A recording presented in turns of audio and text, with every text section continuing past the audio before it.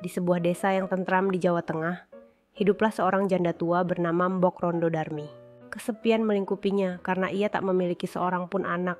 Setiap malam, ia berdoa dengan khusyuk, berharap Tuhan, Yang Maha Esa mengabulkan keinginannya. Memiliki keturunan, meski usianya sudah senja. Suatu malam, dalam lelapnya Mbok Rondo Darmi bermimpi. Seorang kakek berjubah putih mendatanginya.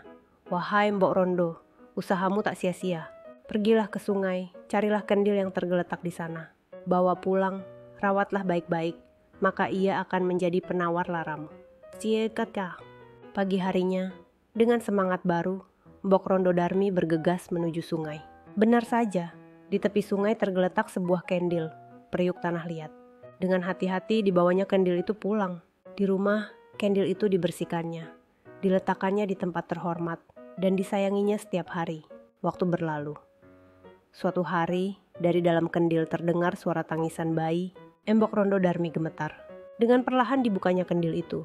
Alangkah terkejutnya ia. Di dalamnya terdapat seorang bayi laki-laki yang sehat dan tampan. Kebahagiaan meluap di hati Mbok Rondo Darmi. Bayi itu diberi nama Joko Kendil, yang berarti anak kendil. Joko Kendil tumbuh menjadi anak yang cerdas, santun, dan berbakti. Namun ia memiliki keunikan. Tubuhnya berbentuk seperti kendil, tanpa kaki. Meski berbeda, Joko Kendil tidak pernah berkecil hati. Ia justru memancarkan aura positif, menghibur orang-orang di sekitarnya dengan kecerdasannya dan keahliannya bercerita. Masyarakat desa menyayanginya, mengakui bahwa kebaikan hatinya melebihi kekurangan fisiknya.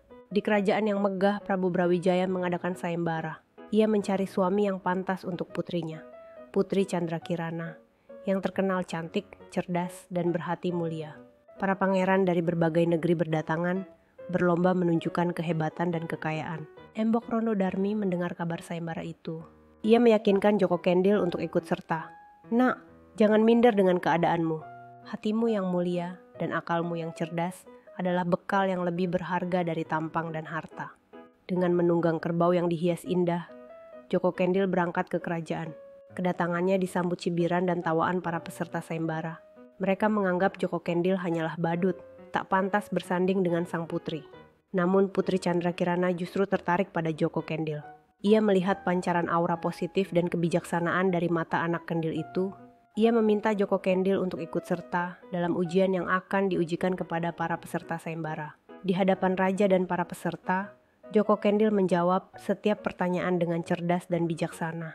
Ia memukau semua orang dengan pengetahuannya yang luas, kemampuan berargumentasi yang logis, dan cerita-ceritanya yang penuh hikmah. Putri Candrakirana akhirnya menjatuhkan pilihan pada Joko Kendil.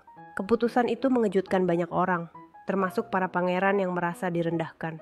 Namun, Putri Candrakirana yakin, Joko Kendil adalah sosok yang tepat untuk menjadi pendamping hidupnya. Bukan karena ketampanan atau kekayaannya, melainkan karena kebaikan hati dan kecerdasannya. Saat akad nikah dilangsungkan, sebuah keajaiban terjadi. Joko Kendil berubah menjadi seorang pemuda yang tampan dan gagah perkasa. Kutukan yang selama ini membelenggunya luntur berkat ketulusan cinta Putri Candrakirana. Joko Kendil dan Putri Candrakirana memerintah kerajaan dengan adil dan bijaksana. Rakyat hidup makmur dan sejahtera. Joko Kendil membuktikan bahwa kekurangan fisik bukanlah penghalang untuk meraih kebahagiaan dan kesuksesan. Yang terpenting adalah hati yang mulia, akal yang cerdas, dan keyakinan yang teguh. Kisah Joko Kendil menjadi legenda abadi, mengajarkan bahwa kecantikan sejati terpancar dari dalam hati, bukan dari penampilan luar.